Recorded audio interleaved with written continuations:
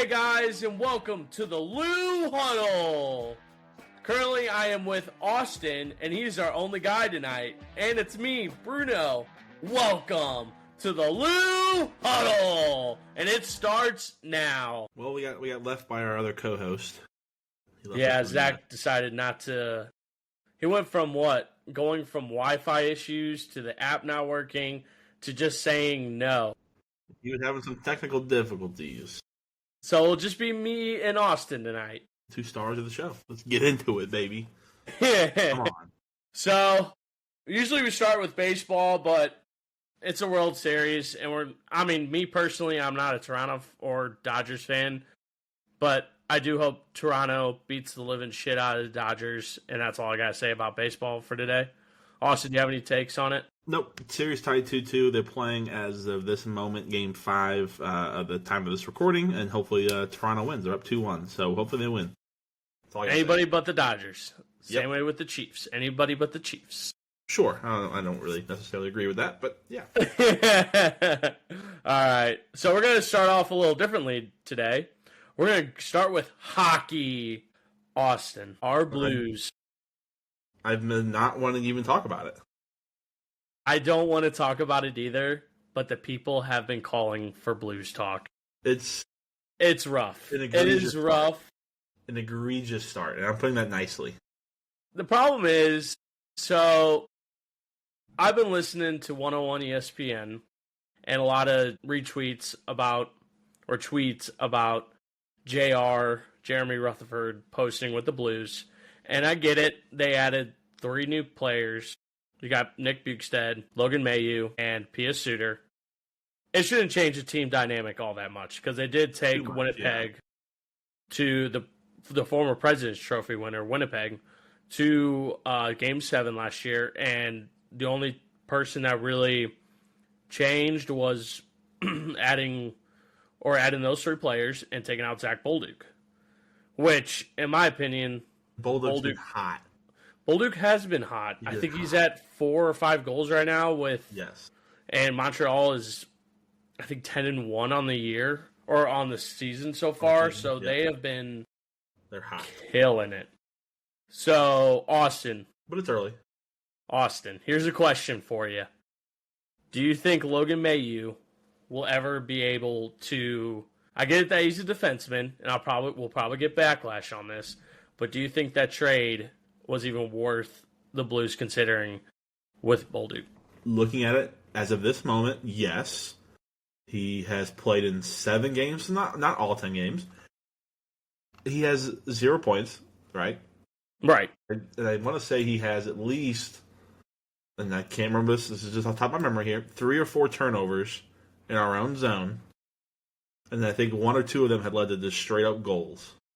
Yep. He's -9. I know plus and minus doesn't mean as much as it does in basketball and hockey, but it matters in hockey. It's not as bad as in basketball. I understand that they look at plus and minuses more seriously, but for a defensive perspective, plus and minus does matter for defense. Not so much on the offense because offense isn't really supposed to be playing that much defense, but they should have a strong forechecking ability, which is how they get their plus-minus rating. But, Logan Mailloux obviously sat out a couple games. He's brand new. He's only been in the AHL for about 8 games last year. And everyone's expecting him to go out there and play like a stud. Yeah. This kid came from the AHL. He was just drafted 2 years ago. He is still getting the hang of how Blues hockey works. Getting his feet wet. Yes. I agree. 7 games is not enough determination to say if it's a shitty trade or if it's a great trade. I would say if he has not given some improvement by game like 25, 30, then I'm willing to call it quits and willing to be like, okay, well, Bolduc, if he continues his hot streak in these last 5 games that he's been in throughout the next 20 games, it's just hell's going to be right. It's going to be hell to pay, yeah. Doug Armstrong's definitely going to have a lot of answers to tell everybody. He's going to have to hold a press conference, especially with, I don't remember his first name, but his name is Ellis. He's one of our goaltenders that was in the AHL. He was unstoppable in that AHL. But the problem is, so we traded him away. He was claimed off waivers, and after seeing what Hofer's been doing in net, do you think Doug Armstrong kind of made a mistake to basically get rid of him on waivers like pretty easily? Ellis is basically just as good as Hofer was or is, but after this year or after the start of the season, Hofer has not been playing well at all. He had a great game in Calgary, and then ever since that game with Detroit, was it Detroit or was it? Detroit. It was Chicago. It was Chicago. Ever since, Yeah, that 8-3 loss against Chicago, where he passed it to one of the Chicago Blackhawks players, he has not been in the right mindset ever since that game. There was not a Blues player in sight on that. No, there was a Blues player inside. He was on the back left side where Hofer should have passed him. But the number one rule when you're a goaltender is never pass it to the fucking middle of the ice. What are you doing? Right then and there, they should have taken him out. He should have been taking it out like any coach should have done.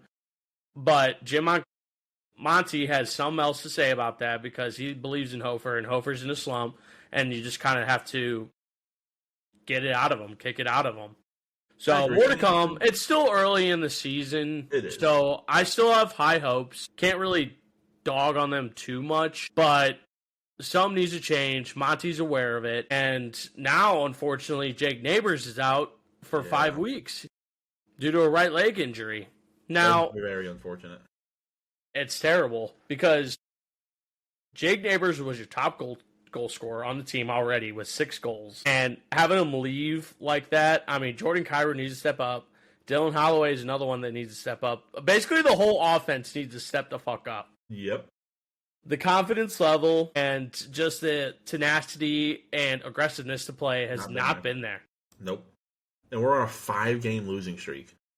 And hopefully, and we have a big matchup tomorrow or today when this will air against the Utah Mammoth. No, the Canucks is Thursday. Sorry. The Canucks. Yeah. The Canucks. First of all, the Mammoth game really pissed me off. Oh, yeah. The Mammoth was on Tuesday. That's right. But that Mammoth game really pissed me off. And for context, I was in Pittsburgh for Monday night's game versus the Penguins. That's right. So we drove 9 hours. Well, not just for the Blues game. We were there for the Packers and Steelers game. You guys drove to Pittsburgh? 9 hours. Woo! In a car. All the way to Pittsburgh. We were there for 4 days. Went to the Blues Penguins game Monday night. By the way, they have a great arena. I love their arena. Downtown really? Pittsburgh. Was it anything like...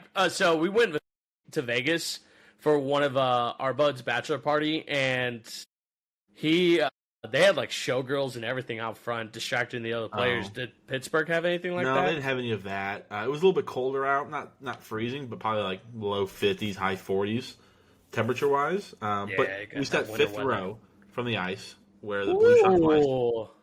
And there's seats right, the bleachers, I guess, because they're foldable for other events and whatnot. Right. It's more elevated than the Blues, so it's sitting 5th row. You can see everything. Oh, elevated on the Blues, so it was very nice. I love their arena. Their Jumbotron is absolutely massive. It's great. Is it bigger than are the Blues at Enterprise? Oh, 100%, 100% bigger. Damn. Yeah. But anyway, we scored 2. Pittsburgh scored 2 goals in 1 minute. Yeah, that one was. There's just no defense. There's no defense. Zero defense. What everyone keeps saying along the lines of defense is that when we won the Stanley Cup, we had such a strong defensive core that would literally stop the puck. They would never got the puck out of the defensive or out of the offensive zone. Yeah. There was always guys there backing them up. You had Pietrangelo, Joel Edmondson, Justin Falk. I mean, I'm not going to read off all the defensive players' names during that time, but it was evenly balanced. We had a great defense, and then we lost it all, and we all have these young kids trying to come up and do their duty and try and stop the puck as well as they can. But let's face it, they're never going to have that veteran presence like they did during the Stanley Cup playoffs at the defensive core, or that stay-at-home defenseman that would really stay back and help them. Right now, you have more offensive defensemen, and they're getting beat on breakaways nonstop. You have no defensive core that can see that puck, see movement, basically the same way as a cornerback or a safety plays it. Eyes on that puck, eyes on the player. See what their next move is going to be. Predict where they're going. That's the way to beat most of these teams. And also bring the lumber. Yes. There's no hits. You have He's been Parayko. 2015. I don't know what Parayko's been on lately, but I mean, he's getting beat. He looks slow. He doesn't look like he's engaged. Everyone looks bored or pissed off and annoyed. Yes, they look like they've just lost 20 games in a row and they're over 20. Right, and it's only them. Like even Monty and multiple other sources, like even Face Off, the TNT Face Off on Wednesday nights or on Saturdays, they always say that it's a likable team. Like you can't dislike the Blues for their core. Like they have a very good core team, but the problem is until you get these players to step up and show confidence and hit guys and show tenacity, the Blues are never going to win. They can't even get the puck in the fucking net half the time. We can't even keep it in the offensive zone for longer than a minute. Hey, dump and chase. That's the Blues play. Don't get me started on power plays either. Oh, well, you lost Bolduc, who was our main goal scorer on power plays. Like, where's the logic behind that? That's a great question. That's a question for the goddamn GM because I know it's only 10 games. If it doesn't turn around with this Bolduc trade, that's going to be... I'm trying to think of a lopsided trade that's happened in the recent past, or comparison, but it's just going to piss some people off. It is. Until Logan Mayhew actually shows he belongs with the team, I don't think he's ever going to be accepted by the Blues community because he has to fill the roles of predecessor. He has to. I mean, he doesn't have to fill the role of Bolduc, but he has to show up. Like right now, we are definitely projected to win, or to not even make it to the playoffs at this rate. Yeah. But also, the reason why I have kind of high hopes is last time the Blues were in a slump like this, there was a fight at practice. It was Bortuzzo and somebody else, cannot remember the life of me, and they ended up winning the Stanley Cup that same year. So they've been in the slump before. I don't want to say that it could happen again, but also most of these Stanley Cup winners have been like sleepers. Yeah, clear favorites have not won in a while. No, it's always a sleeper team that comes out of nowhere, and it's usually always either a wild card team or like 6th or 7th place overall in the league that has won it. Like I couldn't tell you the last time the first place team or whoever won the President's Trophy has ever won it. It's been years. Yeah, I do want to see if the Blues, obviously if the Blues don't make it, I do want to see Edmonton win. Really want Connor McDavid.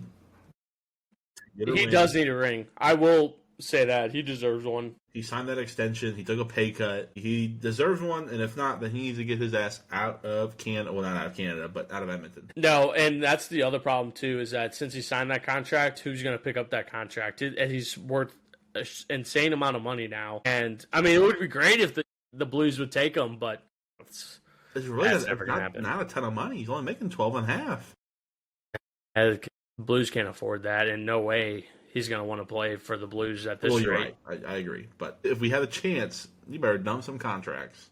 That's what I'm saying. Yeah, get rid of the full contract. Get rid of the Booch contract, which Booch has not done shit in years. He's been playing his worst hockey in 2 years. Wow. These past 2 years, he's been just shit. Well, I mean, that's just another problem that we're just getting a lot of. Not I don't want to say aging players.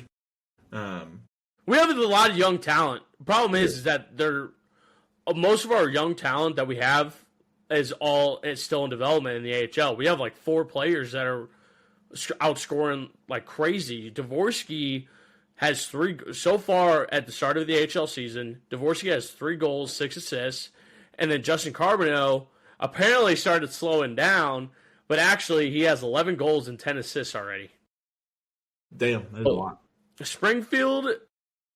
Springfield is doing well, AHL, but the problem is that these kids are still really young, and it's going to take time for them to develop.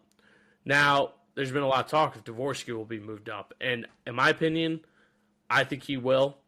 He is. I think he's earned the spot. Yeah, especially with Robert Thomas out, That's what I don't get. With Robert Thomas out, you should be bringing Dvorsky up to play and just get something going. I mean, get the kids in there. Like, what's the worst that's going to happen? You guys go to 3-7 and 3-10. You guys are already losing. At this point, you literally have nothing to lose. Experiment a little bit in the beginning of the season. Obviously, sometimes, or most of the time, you save the experimenting until you're out of contention for the playoffs. But at this point, it cannot get worse than 0-5 in your last 5. No, it definitely can't. I mean, well, technically could if you go 0-10, but correct. If you lose the rest of the games of the year, then people are getting fired, as they should be. But I don't think it's gonna lead to that. 0-10. As soon as they get out of this slump, then they're gonna start fighting again, like they've always done. It's always been a slow start, even with Drew Bannister last year, who's a terrible coach. He just didn't know how to play. I mean, not dogging the guy; he was a good guy, but he just needs to be better. The team just needs to be better. It truly is the players. It's not the coach; it's the players. I agree, and it's not about how you start. It's really about how you finish. So we'll give them some wiggle room. Not be too pissed. We're not going to boycott going to any games or anything. But no, absolutely not. Just the players need to get out of their head and get in the game. Agreed. Could have said it better myself. All right. Why don't we go ahead and move on to some basketball? Some of the good old NBA. Some NBA. Oh, Bruno loves the NBA. Love the NBA. The only thing I got to say about the NBA, and I actually genuinely want to know your opinion on this because I am so curious. Let's hear it. What was this FBI investigation that happened that caused a coach and a player to be snuffed out for gambling in basketball games with the Mafia? Yeah. Well, so I'm not an NBA insider, so I don't have the inside scoop, or I only have what the media is telling me. So Chauncey Billups, who's the current coach of the Portland Trailblazers, and an ex-NBA player, Hall of Famer, Finals MVP with Detroit back in 2004, coached for Portland for a couple years now. Anyways, he was arrested for allegedly being the face of an underground poking scandal with the Mafia. I believe in New York, but it could be wrong, so don't quote me on New York. It was Chicago. It was a Chicago family. Chicago? Okay. Yeah, he'd be the face to, bring in these high celebrity faces to, come and play poker. And apparently they have x-ray tables, they'd have glasses that show you the cards, they'd have the dealers in on it. So they basically, had players who already knew what was happening, they knew it was rigged. They had some shuffle machines that were rigged, and they had these pro poker players there that were losing all this money. So obviously, if every pro poker player is losing money on the table, something's wrong. Because they do it for a living. So he was arrested, allegedly based off that. I don't know if he was doing the gambling but he was the face of it to bring in these high end people. And then Scary Terry Rozier out of Miami Heat, he was arrested for allegedly. Got to use the word allegedly on this because they weren't not convicted or anything yet. But he was telling friends, family, whatever it may be, to bet the under on his game because he was going to fake an injury. So I forgot what day. It was October 20-something, 2023. He told this guy, hey, put, $20K, put 7 bets at $20K, whatever it was, on my unders. And then he faked an injury 9 minutes in and had basically no stats. And people showed footage of this online of his game. And you could tell he was still in the game. You're an NBA player making simple mistakes. It was just egregious. It was ugly. It's noticeable. And they would drop $200K off at his doorstep the same night. Terry Rozier makes $325K a game. Why are you betting for just $200,000 if you make almost double that in the game already?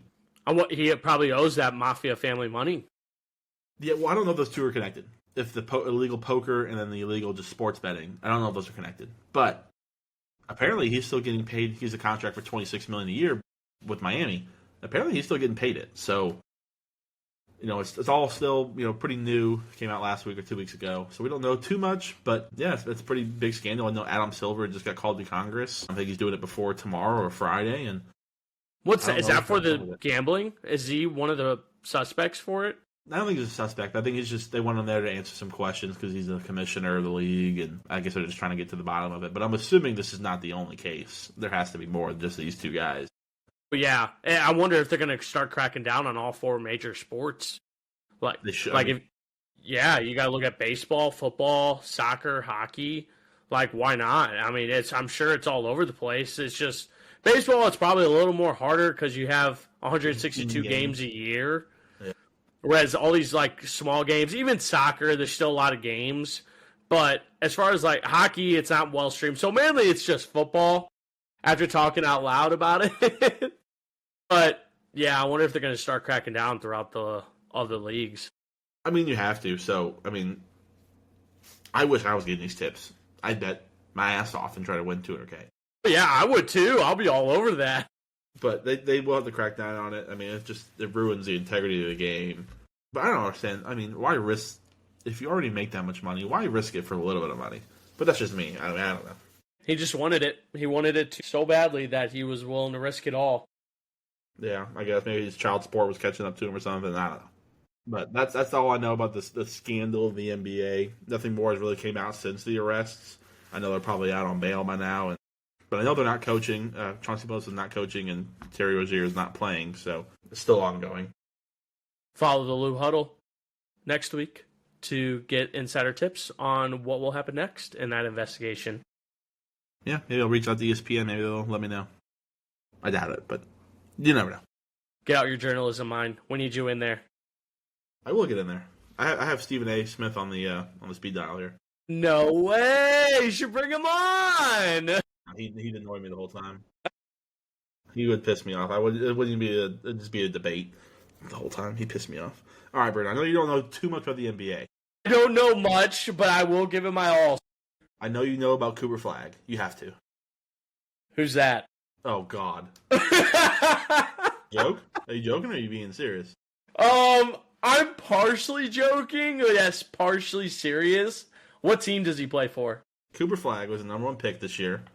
Plays for the Dallas Mavericks. So remember, they traded Luka, and then Dallas ended up getting the number 1 pick. So Cooper Flag was the unanimous number 1 pick. 6'9", can do it all. Did you pick him up in fantasy? Do I have him in fantasy? Did you pick him up in our dynasty draft? No, I think Hoagie did, because Hoagie had the first overall pick. So. Oh, okay. I did not get to pick him. But he was coming into the season as a surefire rookie of the year. So far, it's only 4 games in. So they're 1-3. So not doing great. But he has really, I don't want to say underperformed because it's only been 4 games, but has not really met the expectations of what the NBA fans have wanted so far. But there is this guy, VJ, okay, I can't pronounce his last name. Whatever, VJ Edgecombe or whatever the hell his last name is. I think he's a 3rd overall pick out of Philly.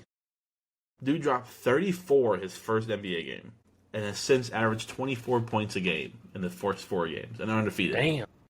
So now he is projected to be the rookie of the year.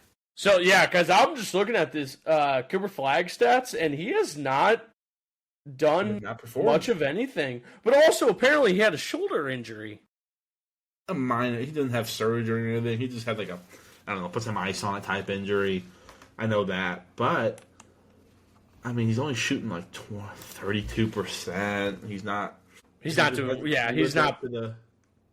living up to the name. He's not living it up. No, he's not. 13-5-2. What was it? The first game that he had, he did have, 13 points, 10 rebounds, which is, pretty good for a rookie. I mean, not bad at all. It's a double-double. It's a double-double. But when you have a guy who's the 3rd overall pick, who's a guard, who wasn't hyped up as much, dropping 34 in the debut, you got. I mean, is he? What is he? Is he the 8th man, 6th man, 7th man, 10th man? They'll start. They're starting. He's only dropping 13. Yeah, he's a rookie. They're gonna start him because wow. He's a rookie. They bet you Luka's screaming at the TV right now, watching Cooper just play. Fine in LA. Luka's averaging pretty much almost a triple-double. He'll be all right. Hopefully, he wins MVP this year. Is my guess for him. But Cooper Flag is also the youngest player in the NBA at barely 18, while as all the other rookies are born or like 20. Was he one and done in college? He was one and done, but he also reclassified his junior year or senior year, so he only went 3 years of high school. He fulfilled his senior year of high school. That's right, because college it's not required now to go to college to play basketball anymore. Well, no, he did go to college, but he went to Duke. But I think you can reclassify in high school if you have enough credits or whatnot to be able to graduate early. And that's what he did. So he just left high school. I wonder how many strings he had to pull to get out of that. Damn. Yeah, that's wild. And his signing bonus was absolutely massive. What was the signing bonus? I don't know, probably $20 million or something like that. Oh my god! I believe rookies, the first overall pick makes, let me look it up. He makes a 4-year, $62 million. Holy! I chose the wrong profession. As a rookie. Bruno, you're 5'8" or 5'9" or 5'10". I am officially 5'8.5". I had my doctor's appointment the couple weeks ago. I'm 5'8.5", and my blood work turned out well. I know everyone doesn't want to hear it, but I'm going to say it. Well, I'm glad it turned out well. I'm a healthy young man. But yes, he's making $14 million a year. Damn. As a rookie, as 18 That's years old. insane. Well, especially at 18. Yeah. That's why NBA money's different. No other league pays that much for a rookie. No, but also, I wonder, so that's where the debate would come in. Would he have made more in college than he would the NBA if he would have done all 4 years? What's a good question? Because the NIL, I don't know. I know he has a deal with Reebok or New Balance. New Balance. I think he has someone Gatorade. I mean, I don't know. I mean, in the college, you don't make a base salary, so all you make is what your. It's all endorsements, yeah. And whatnot. So you could still have all those endorsements in the NBA and have your base salary, $14 million here. So I'm assuming he's making more in the NBA than he is in college. I could be wrong. I would leave for the NBA no matter what. I mean, yeah, I'm pretty sure anybody would. Yeah. What's this Wemby guy from Planet Earth? Is he outscoring everybody right now? Is Wembanyama from Planet Earth? That's a great question. Probably not. No, he is for sure. But he's French basketball player. I think he grew this offseason to 7'6". What was he before? 7'4" they had him listed at. Oh my god.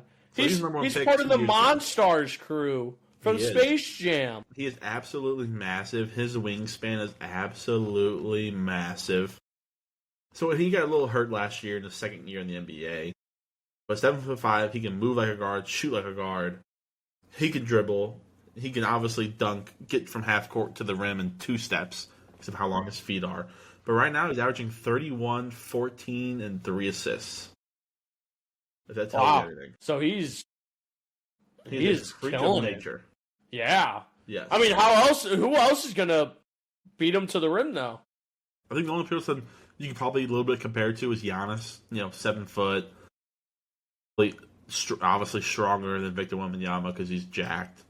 Yeah, but he doesn't. His obviously stride's not as long, but it's still just as it's pretty close to as long. He's obviously not 7'6" though. That's a good 5-6 inches is a good height difference. That's There's between 6 foot and 6'5", 6'6". So yeah, I guess it is. It's a huge difference. It's a whole foot.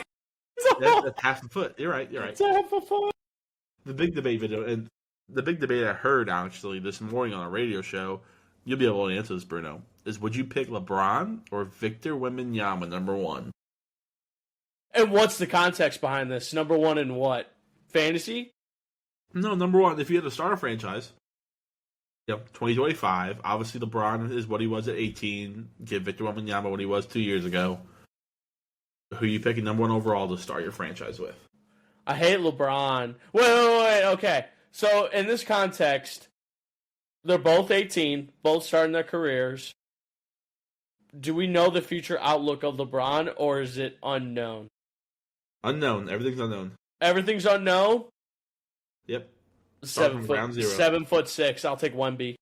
That's what a lot of people were saying. They were saying just the pure physical aspect of it, of Wemby being 7'6", being able to move like he can, be able to shoot like he can. Now, the only thing I am worried about with the starting with Victor is the injury prone.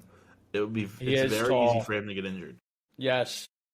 He is tall, weak ankles. I know you say he can dribble like that, but even guys that big have weak ankles, weak knees. They've bursted like crazy, and they're going to get injured a lot quicker because their body's not adapting. They need to eat. They need to work out. They need to... And he only weighs 235, 7'6". At 7'6", he only weighs 235. Oh, man, that dude needs to put on muscle and eat 10,000 calories a day. Versus LeBron, who's 6'8", just beast of a body.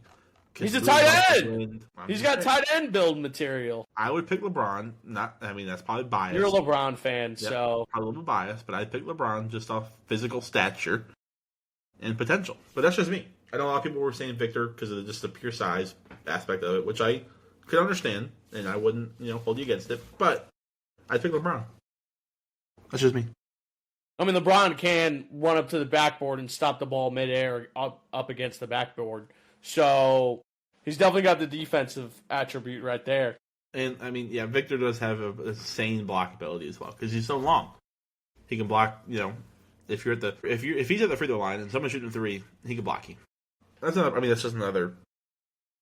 I don't know. I want to see him in 5-10 years, see if the longevity's there, and if he's able to play 70 games a year, 65 games a year. Then you might as well. Yeah. Then I would.